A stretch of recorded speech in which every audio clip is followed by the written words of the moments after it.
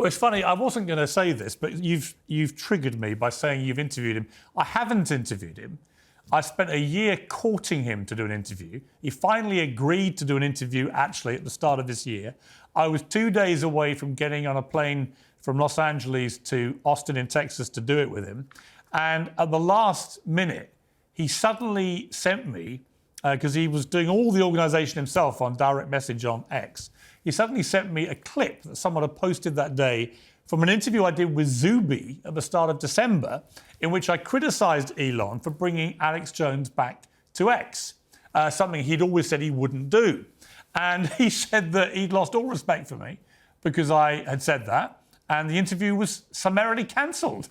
So I never got the chance to interview him, which is a great regret because I think he's probably the most fascinating guy in the world right now. It also showed, you mentioned his Trumpian tweeting, a slightly thin skin. I was pretty surprised that someone who is such a defender of free speech was so thin-skinned about a criticism which actually a lot of people felt. He was right the first time about Jones, that Jones crossed a line that probably did warrant not being allowed back on the platform. So I'm afraid I haven't interviewed him, and that's why. So I've given you a little scoop there. But on that point that he was upset about, do you think Alex Jones should have been allowed back? So my general belief is that Alex Jones should not have been banned from Twitter in the first place because he didn't actually violate on Twitter their terms of service. My belief is that you should actually have a consistently applied set of terms of service that really is less Cotty under the tree deciding who should be banned and who should not, because that gets into some really dicey areas.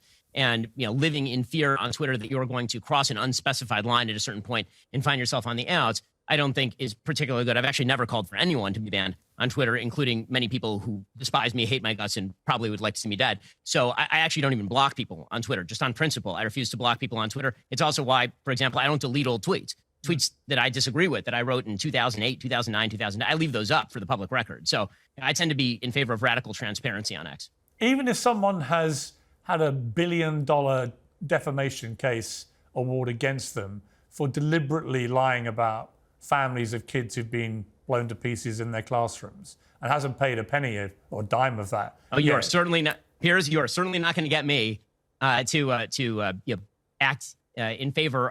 Alex Jones and I do not get along. I think this is pretty clear publicly. I think that Alex Jones lies a lot. I think Alex Jones promotes conspiracy theories. I think that Alex Jones is a wild personality, and apparently in his divorce case, he claimed that many of the things that he says are for show. That's what Alex does. That's his shtick.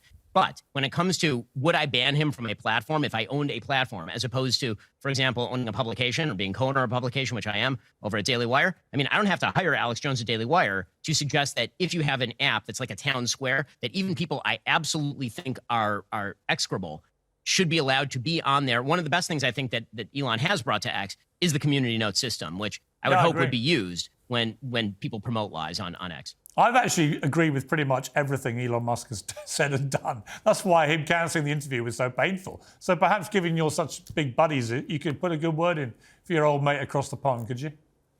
I didn't realize I was going to be Elon's conduit in this interview, Piers. I've got no other way in now. You're my last chance. No, because I actually do think he's a genius, and I think he's actually a force for good. I asked the question earlier, but if you look at everything he does, I do think he comes from a place of wanting to make the world a better place and not a worse place. And I think people like him should be encouraged.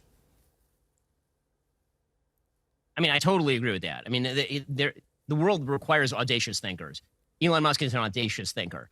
The world requires people who have high aspirations for humanity. Elon Musk has high aspirations for humanity. I think that the chief personality thing about Elon, having sat with him for a while, is that Elon is a person who likes to solve problems. And if the problem is in front of him, he really wants to expend all of his energy solving it, which is why he will literally go and sleep on the factory floor of new companies that he is working with or starting. He will jet set off to, I've never seen, I mean, the guy's the wealthiest guy on earth. He certainly doesn't have to go and sleep on the floor over a Tesla while he's redesigning their product, or have to go and sleep at the offices of X as he did when he first acquired Twitter.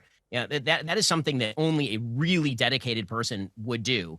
And I think that is beyond argument. What Elon is trying to do, even when I disagree with him, is truly an audacious thing. He's a big thinker. It's a deeply American ideal. I mean, to be America-centric here, it's a deeply American ideal to shoot for the stars, and he's literally doing that. So I think that shouldn't be lost in all of the hubbub around whatever he's saying on X today. Yeah, no, I completely agree. And actually, you're the perfect person to put a good word in, because you and I locked horns in spectacular fashion at CNN, but here you are, like nothing happened.